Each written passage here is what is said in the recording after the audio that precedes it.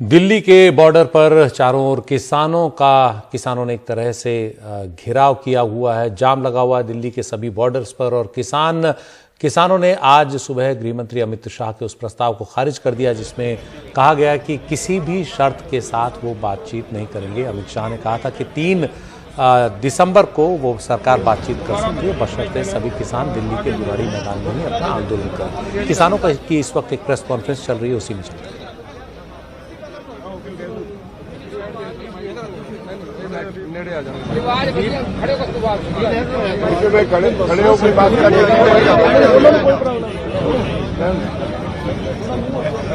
ऐसे मैं थोड़ा एक्सप्लेन करने की कोशिश करूंगा कि हमारा जो बुनियादी जो शंके हैं, हमें मोदी सरकार कहती है कि ये कानून हम किसान के भले के लिए लाए। 13 तारीख को मीटिंग हुई, मंत्री 3 थे, उसमें हमारा सवाल था कि कौन से किसान ने आपसे ये भला करने की डिमांड की थी या कौन सी ऑर्गेनाइजेशन ने भला करने की डिमांड की थी। दूसरा, वो कहते हैं कि जी हम तो बिचौलियों को निकालने के लिए हमने ये कानून लाए हैं। तो हम कहते हैं डिफाइन बिचौलिया। हमारे पंजाब और हरियाणा का marketing system this is one of the best in the world. तो वहां पे जो आड़ती है वो क्या करता है, हम ट्राली लाते हैं, वो खाली करवाता है, उसकी सफाई करवाता है, उसको रेट लगवा के खरीद एजेंसी से फिर उसको बोरियों में भर के उनको ट्रांसफर करता है, तो सारी पेमेंट लेके किसान को देता है। अगर वो 1500 रुपए खरीदे और 1925 का बिल बनाए फिर तो बिचौलिया हुआ। उसने ये सारी सर्विस दी, उसके लिए उसने अपना कमीशन ले लिया। He is service provider, he is not बिचौलिया। आप बिचौलिए के दबाव में है क्योंकि आपने डिफेंस में बिचौलिए रखे हुए हैं। आपने भारत सरकार का जो ट्रेड और कॉमर्स है उसके लिए बिचौलिए रखे हुए हैं, हर काम के लिए बिचौलिए रखे हुए हैं। भारत सरकार का कहीं भी कोई भी सौदा हो बगैर बिचौलिए के नहीं होता, इसीलिए उनके दिमाग पे चढ़ा है। लेकिन हमारे यहाँ जो है वो सर्विस प्रोवाइडर इज नॉट बिचौलिया। अगली बात, वो कहते हैं कि जी हमने जो कानून बनाया है, हमने एक देश एक मंडी बना दी। ग्राउंड रियलिटी ये है कि 1976 में हमने एक एजिटेशन लड़ा जब जोनल रिस्ट्रिक्शंस थी, हम पंजाब से बाहर गेहूं नहीं ले जा सकते थे। 1450 किसान 40-40 दिन जेल गए और दूसरी तरफ एक हाई कोर्ट में केस डाला जिसने नवंबर 76 में फैसला दे दिया कि सरकार किसी भी किसान को रोक नहीं सकती, वो अपनी पैदावार देश के किसी भी कोने में कितनी मात्रा में जब जी चाहे वो ले जा सकता है। उसको आप स्टॉकिस्ट भी नहीं कह सकते क्योंकि वो अपना खून पसीना बहा के पैदा करता है। तो 77 में जब जनता सरकार आई तो पहला पार्लियामेंट का रेजोल्यूशन है कि देश में सारे देश का एक जोन होगा। हमने पूछा कि बिहार से पैडी पंजाब में आती है, यूपी से पंजाब में आती है, यूपी से गेहूं पैडी पंजाब और हरियाणा में आती है, कोई पाबंदी नहीं। हम अपना किन्नू बंगाल में बेंगलोर में बेचते हैं, कोई पाबंदी नहीं। हमारा यहाँ तक दिल्ली तक हमारी पहुंच है। हम किसान की सब्जी मंडी आजादपुर में लाते हैं, कोई पाबंदी नहीं। प्याज, केला, संतरा महाराष्ट्र से सारे देश में जाता है, कोई पाबंदी नहीं। सेब हिमाचल से, जम्मू कश्मीर से सारे देश में जाता है, कोई पाबंदी नहीं। आपने क्या नया काम किया? एक्चुअली कोई पाबंदी है नहीं। अपने कॉर्पोरेट्स को खुश करने के लिए उन्हें और कोई लॉजिक नहीं मिलता था तो कहा कि हमने तो जी एक देश एक मंडी दे दी। रियलिटी ये है कि एक देश 2 मंडियां बना दी। एक मंडी है which is governed bye APMC act, किसी कानून के तहत 100 साल से वो काम कर रही है, जो ट्राइड एंड टेस्टेड है, हर किसान को उसकी समझ है। एक मंडी जो इन्होंने बनाई उसमें कायदा कानून ही नहीं, कोई भी आदमी उसे कोई लाइसेंस की जरूरत नहीं, वो सिर्फ अपने पैन कार्ड से या कोई भी गवर्नमेंट ऑफ इंडिया के जो अधिकारित डॉक्यूमेंट है उससे कहीं भी कितनी भी क्रॉप किसी किसान से खरीद सकता है, खेत से खरीद सकता है, घर से खरीद सकता है। इसका मतलब ये हुआ कोई अमीर आदमी 4 गांव की गेहूं खरीद के ले जाए, बाद में पेमेंट ना करे, कोई प्रोविजन नहीं कि हम उसके खिलाफ कोर्ट में जा सकते हैं। सिर्फ एसडीएम के पास जाएंगे, एसडीएम भी कुछ नहीं करेगा, वो रिकंसिलिएशन बोर्ड बनाएगा। रिकंसिलिएशन बोर्ड जिस पार्टी की सरकार होगी उसके लोगों का होगा, वो अपने अपोनेंट को हरेस करेंगे, तो उसके खिलाफ कोई कार्रवाई नहीं, अगर नहीं हुई तो फिर डिप्टी कमिश्नर के पास जाएगा, इससे आगे वो किसी कोर्ट में नहीं जा सकता। तो हमने कहा ये किसान को लूटने की एक अलग चाल है। सेक्शन वाइज हमने टोटल सारे एक्ट्स को भारत सरकार के मंत्रियों से डिटेल में डिस्कस करके उनको डॉक्यूमेंट साथ दे दिए। आज तक सरकार के पास उसका कोई जवाब नहीं।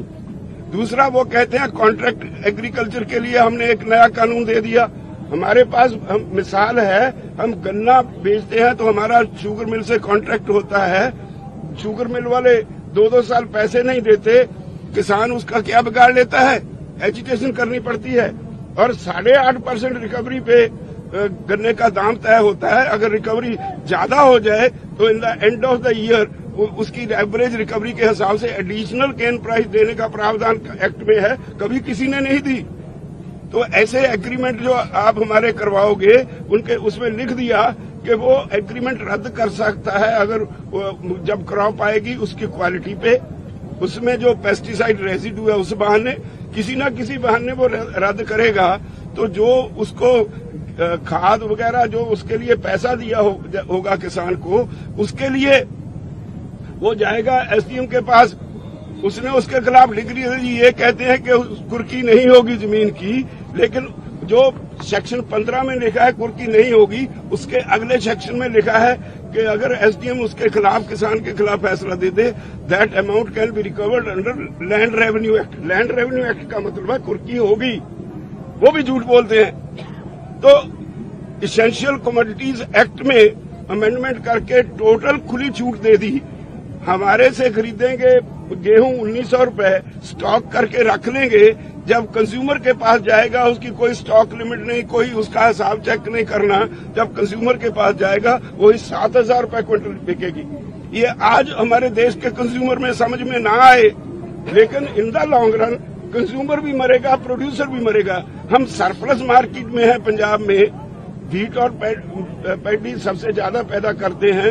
अगर गवर्नमेंट की खरीद बंद हो गई, ये कहते हैं एमएसपी रहेगी, एमएसपी रहेगी उस वक्त तक जब तक सरकारी खरीद रहेगी, जब तक उनका कंपटीटर जो पुराना सिस्टम है वो रहेगा। जिस दिन पुराना सिस्टम खत्म हो गया, मार्केट छोड़ गया, तो उसके बाद वो अपने गजों से नापेगा। जो कॉर्पोरेट हाउस है वो अपनी मर्जी से खरीदेगा, दाम क्रैश कर जाएंगे, स्टेट की इकोनॉमी भी जाएगी, किसान भी जाएगा। धन्यवाद साथियों। अभी बलबीर सिंह राजेवाल, प्रेसिडेंट भारतीय किसान यूनियन पंजाब। तो अभी क्वेश्चन आंसर का क्योंकि सनसेट हो रहा है, क्वेश्चन आंसर ले लेते हैं। 3 स्पीकर्स हमारे बोल दिए, अध्यक्ष जी जो हमारे आपसे भी पूछना चाहते हैं प्लीज। राज्यपाल साहब एक इल्जाम लगता लगातार कि बहुत बड़ी एजुटेशन चल रही है, ये कितने कितने कांग्रेस इस तरह के इल्जाम लगते हैं कि बीजेपी के नाल ही कुछ कट्टरपंथियों के विरोधी भी गल कही जाती है, की कहना? ये दोनों बातें गलत है। हमने कभी पिछले 2 महीने रेलवे ट्रैक्स पे बैठे रहे, किसी भी पॉलिटिकल पार्टी को हमने अपनी स्टेज इस्तेमाल नहीं करने दी। इनके पास और कोई जवाब नहीं तो कोई न कोई तो इल्जाम लगाएंगे ही। जहां तक कट्टरपंथियों का सवाल है, हमारा उससे कोई वास्ता नहीं, ना ही कट्टरपंथियों का इस आंदोलन से। ये किसानों पे ये दब्बा लगाते वक्त मैं समझता हूँ इतनी बड़ी बेशर्मी सरकार कर नहीं सकती।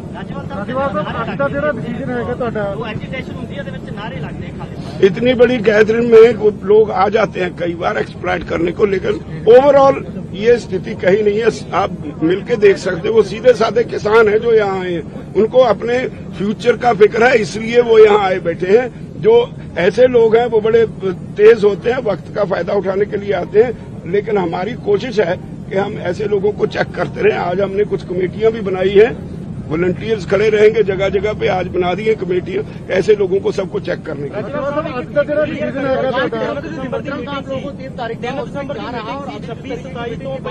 ਬੁਲਾਵਾ ਆਇਆ ਸੀ ਕਿ ਉਸ ਨੂੰ ਨਾਮਨਜ਼ੂਰ ਕੀਤਾ ਗਿਆ ਜਾਂ ਚਿੱਠੀ ਉਸ ਤੋਂ ਬਾਅਦ ਆਈ ਸੀ ਜਦੋਂ ਇੱਥੇ ਧਰਨੇ ਲੱਗ ਜਾਂਦੇ ਉਸ ਨੂੰ ਨਾਮਨਜ਼ੂਰ ਕੀਤਾ, ਥੋੜਾ क्लियर कर। फिर आपको शायद मालूम नहीं 3 सितंबर को इस एग्रीकल्चर सेक्रेटरी की मीटिंग थी, उस दिन मंत्री भेज दिए पंजाब में, हमें बुला लिया यहाँ, हम उस मीटिंग में वॉकआउट कर गए थे। उसके बाद 13 नवंबर को यहाँ मीटिंग थी, उसमें 3 मंत्री थे, पीयूष गोयल, नरेंद्र सिंह तोमर और सोम प्रकाश, 3 मिनिस्टर थे। सारा दिन 3.5 घंटे हमने बहस की, उनके पास कोई जवाब नहीं। लेकिन उसके बाद आज जो मीटिंग उन्होंने हमें कल कहा था कि आपके साथ मंडे को उन्होंने बोला था मीटिंग करेंगे विदाउट एनी कंडीशन, जब लेटर आई तो उसमें कंडीशन डाल दी, इसलिए हमने उसको रिजेक्ट कर